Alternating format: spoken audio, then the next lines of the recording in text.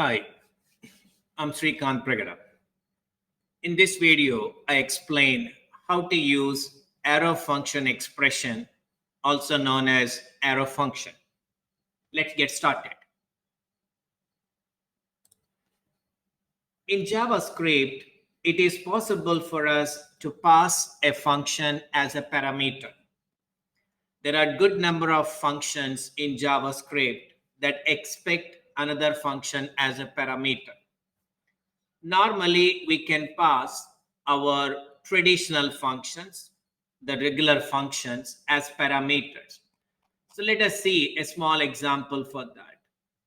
So here is my function called isEven. All that it does is it takes a number and it returns true if it is even number. And I have an array of integers and I want to select all even numbers from this. So I use filter method of array. So nums is an array, filter is a method, and it is expecting a function as a parameter. And that function is going to take one integer at a time. So what filter is doing, it will first pass the first element to this function. And if the function returns true, it is selected. Then the second value is passed. This is also selected because these two are even numbers. When 15 is passed, it returns false. This is not selected. So is the case with 33, and again 60 is selected. That's it.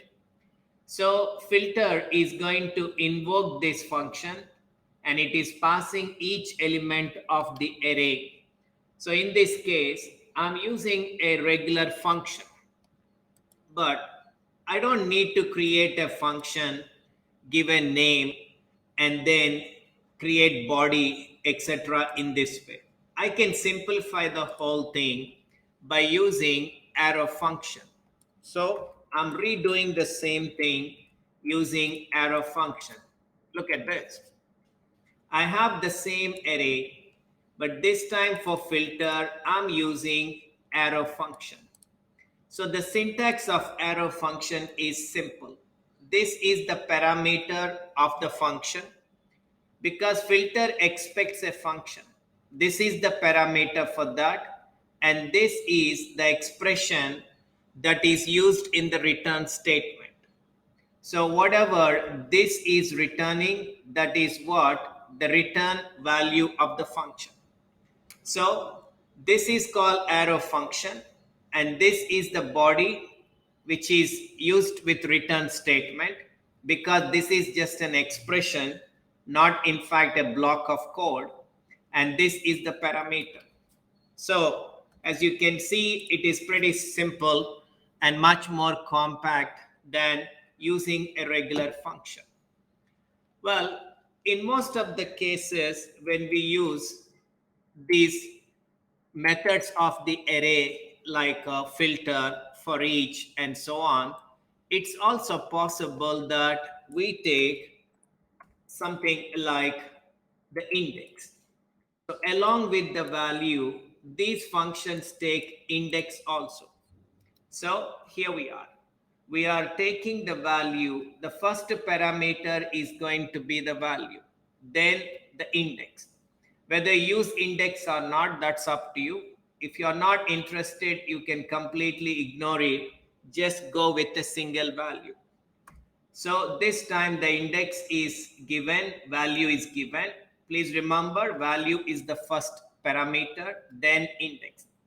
And I'm just simply printing both the index and value. When we deal with the for each, this is what we want to do for each value in this array. So this is another example for arrow function. In fact, you can see this is the arrow function syntax.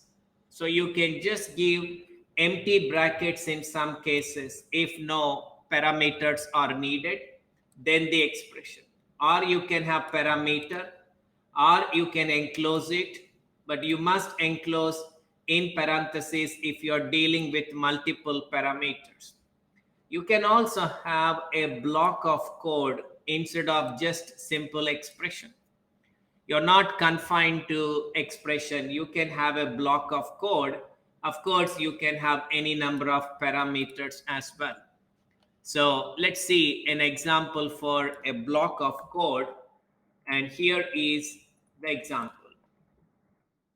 Well, this time the arrow function is saying it is going to take a parameter and it is going to write a block of code. But when you write a block of code, you must explicitly return the value. Only then the value is taken. And I'm using a different method, map. It takes one value from the array at a time, and after the process, it returns a different value. And that value is what we are taking. So we are taking this array of integers, and we are trying to get the factorial for those numbers. So we are talking about 3, 5, and 6. The factorial for 3, the factorial for 5 and 6. That's what you get to see.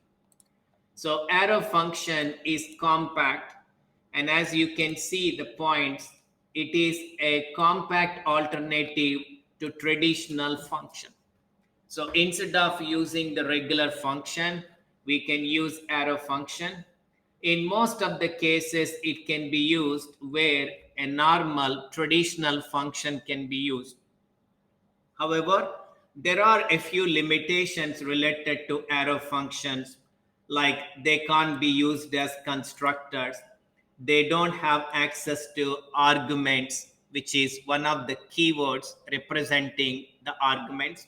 And also, if you are creating an object literal, arrow function cannot be used as a method because arrow functions don't have access to this reference. So just to show you what I mean by that, so here is a small example.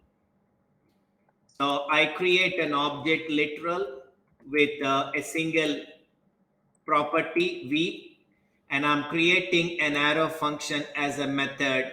But the problem here is I can't access v. You see the output is undefined because this is not available to arrow function, and we can't do this.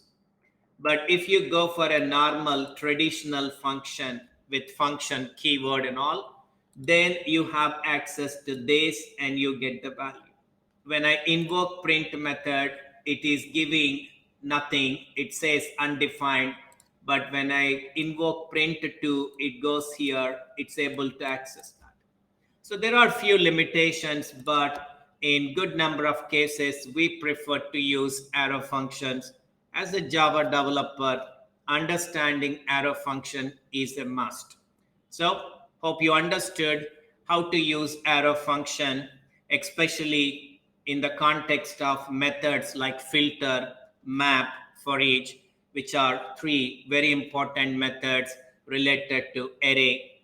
So that's all about arrow function. Hope you learned something new. Keep learning.